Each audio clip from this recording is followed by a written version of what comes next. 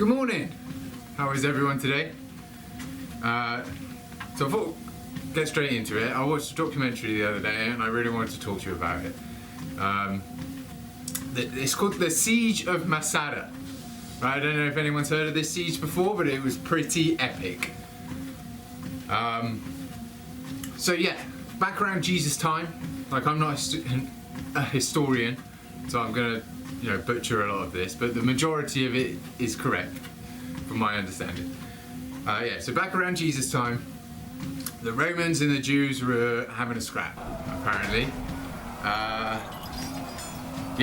The Jews wanted to govern themselves, and the Romans didn't want that. So, as per Roman, they never want you to govern yourself. So it was the siege of Masada happened in Judea, which is now modern day Israel. So the Jews were living there, and there was I think there was a revolt. So kind of the Jews were revolting against the Romans, and there was a kind of a war between them. It was a bloody war, like really quite a serious war between the Jews and the Romans. So anyway, the war went on for a long time, but there was a place called Masada. And Masada was a fort. I'll put some pictures up for you because it's a pretty epic fort. So yeah, it's a fort on a tabletop mountain. It's quite an incredible place. It's like sheer cliff faces and like a flat top, right? And they built a wall all the way around the cliff, like edge. The Sicarii, I think the Jews were called, the Sicarii, which by the way were a bunch of assassins apparently. So it'd be interesting to read into that at some point.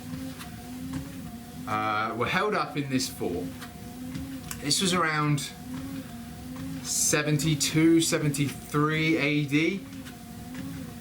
And a Roman guy called Silver was like charging down there, right, we can't have this, we're going to take back this fort. So he bought about 5,000 Roman soldiers. I think it was the 10th Legion. These guys were tough, right? They were tough, hardened Roman soldiers. And about 5,000 auxiliaries and kind of slaves. And then the Sicarii had around about 1,000 people held up in this fort. Which, to be fair, 1,000 people held up in a fort like that is enough. But the Romans were great fighters, right? Great besiegers. So what this Silver guy did, right? He built a wall around the fort.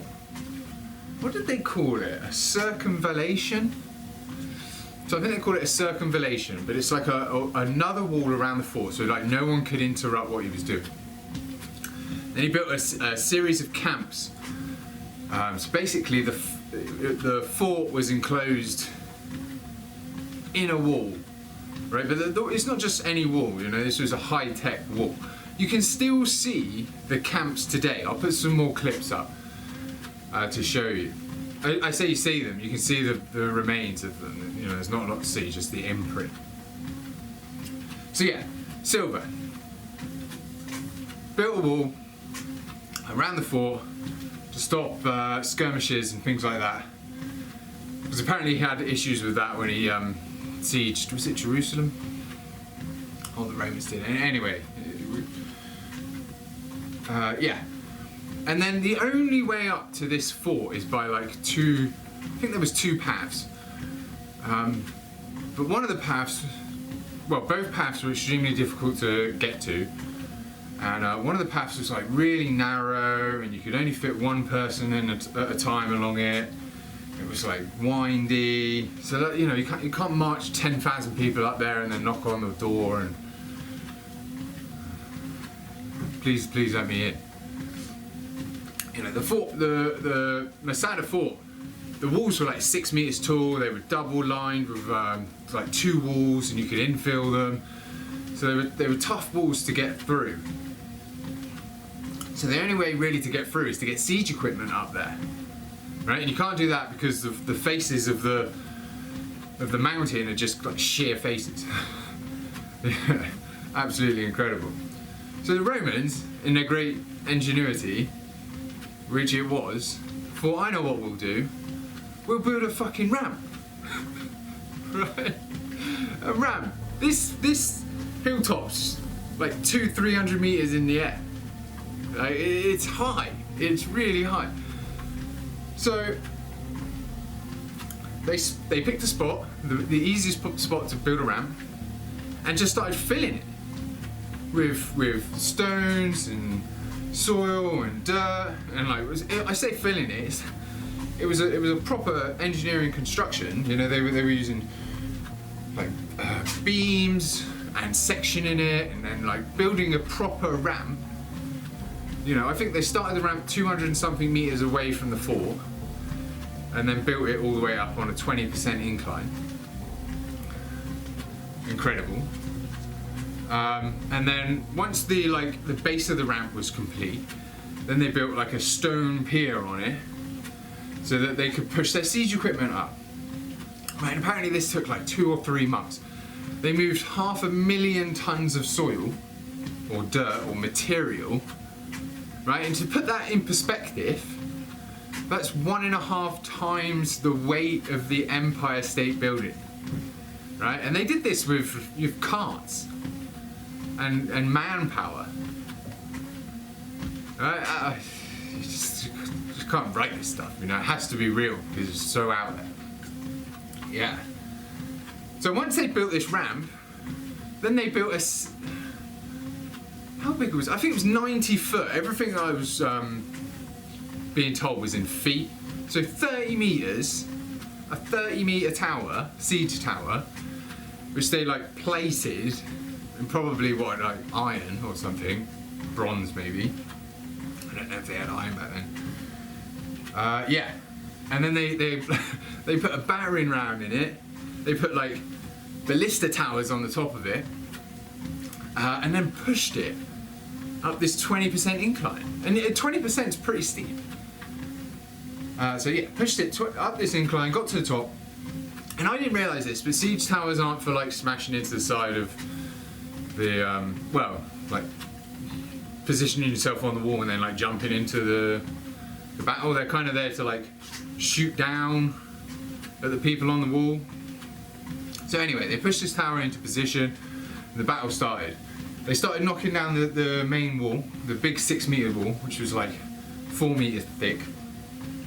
Knocked that down, and then the Sicarii, they were also pretty smart, built another wall behind the wall.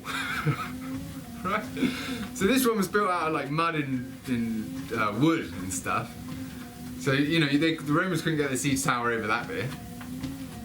So the Romans started linging like fireballs and fire projectiles at this other wall. Anyway, I think they caught their siege tower on fire as well while doing it. But anyway, then that burnt down, and the Romans got in.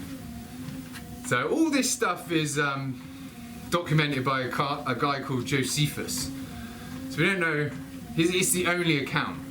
But apparently when the Romans got in, the Sicarii had all committed suicide. So it's just like, you know, devastation in there. Like, we don't know how true this is, but you can imagine what the Romans saw when they got in there. But then, like, what was the alternative? The Sicarii would have either got killed by the Romans or put into slavery. So out of the 1,000-ish Sicarii that were left, or that were at the fort, apparently only 7 actually survived, and that was like 2 women and 5 children. Yeah, awful to think about that, but I think the war was quite a bloody war between the Romans and at least the first Roman-Jewish war. So this is the Siege of Masada. Like, go check it out because it's really, really interesting. I'll put some pictures up and show you as much as I can. Obviously I'm not a historian and I probably butchered a lot of it, But it's a really interesting story, and the ramp, oh my god, like the remains are still there today, which I'll show you. But yeah, as always, I want to try and make the videos a little bit shorter. As always, please send me a message if you've got any problems at all. Contact me. I'll be happy to listen. Take a pause. Have a great day. Bye.